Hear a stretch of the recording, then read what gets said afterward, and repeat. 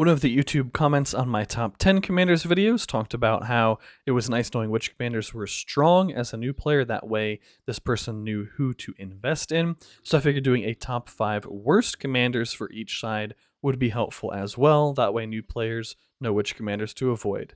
Let's dive in. Alright, as with the good faction video, we're not going to go in any particular order, just T1, T2, then T3.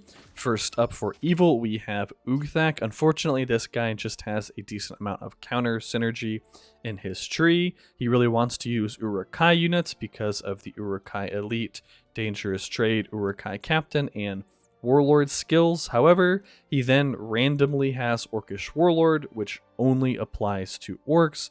He has a siege skill, which can be useful, I suppose, if you ever somehow take this guy to respect 5. However, Gothmaulk is strictly better in every way for doing siege damage. I suppose if you just want to have an extra siege commander around, you could do that, but Evil Side has access to other siege commanders that have earlier access to the siege skill.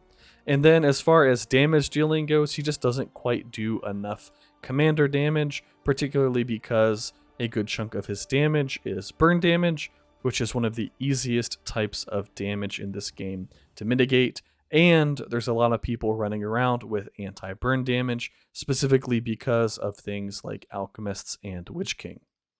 Alright, next up we have one of my former favorite commanders. When I was playing Evil, I really did enjoy Gothmaulk. However, it's just a case of kind of the mighty falling, although I guess he was never really high in mighty. He was pretty decent. However, he just doesn't scale well with lots of respect, and that's one thing you really want as you continue to progress in seasons. He has second in command, which is all right. The Ringwraith tree is decent, particularly because of Nazgul Screech. However, all of the Ringwraiths have this, and he shares a respect item with the Shadow. So why wouldn't you just take the Shadow when the Shadow is a better version of Gothmaulk, who also has access to those same exact skills? The Black Easterling just doesn't really stack up quickly enough. Same thing with Hamstring, and Black Rider Evil Side doesn't have mounted units in the same way that Good Side has mounted units. I suppose maybe if you play on non-RP, this could have some use.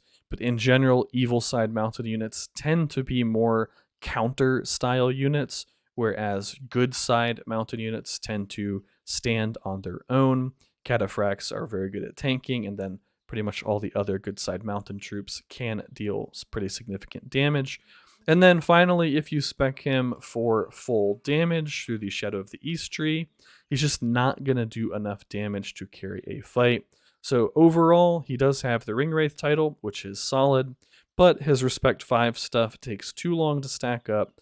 Second in command just tends not to scale super well, and tons of people are running Pursuit now because of Gil-galad, and building him for damage, he's just not going to put out enough damage.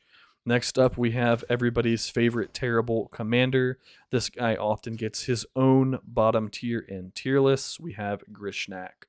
So Warband Leader can actually be useful just for like a supporting role because he gets extra siege and he can collect extra resources.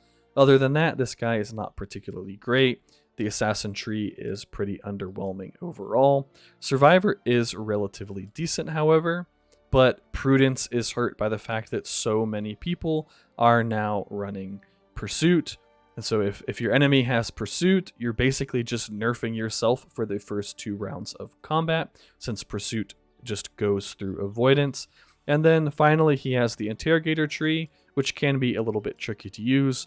There are some cute things you can do with Interrogator and Restrain, even though they go off on different rounds. If you're able to go first in combat, Interrogator will actually go off, and then in the next round of combat, Restrain can go off before the enemy acts, so the game will think that the enemy army is still, well, not think, the enemy army will still be affected by Interrogator.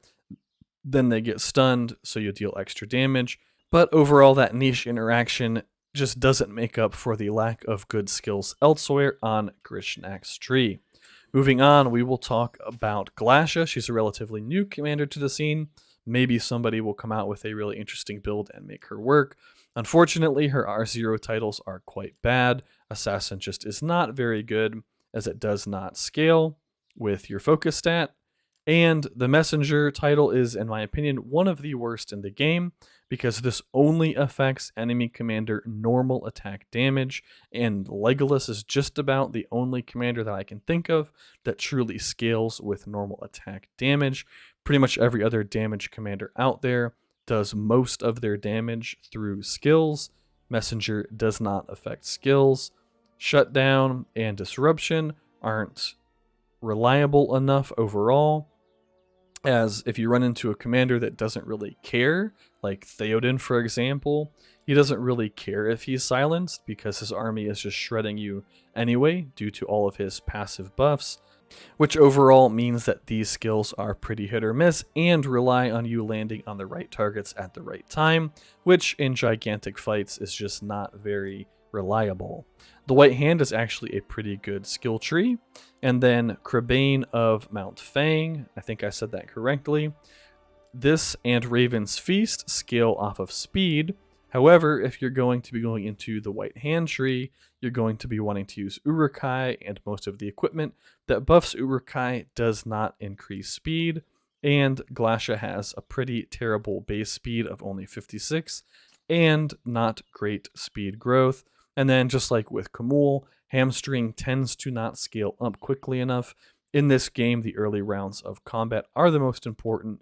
Finally, for Evil, we have arguably the worst tier 3 commander in the game, Ruthio. Maybe there's some crazy interesting build on non-RP servers that people have been able to take advantage of, but on RP servers, she's just a really weird mixed bag of skills, none of which seem to synergize particularly well with each other. The Black Numenorian tree wants her to be dealing commander damage. She doesn't really deal commander damage, so overall that's kind of a wasted tree for her as well. Queen of Hatred is a double-edged sword in that it makes your army and the enemy army take more damage. It'd be much better if it was just the enemy army. I'm not sure why it's both.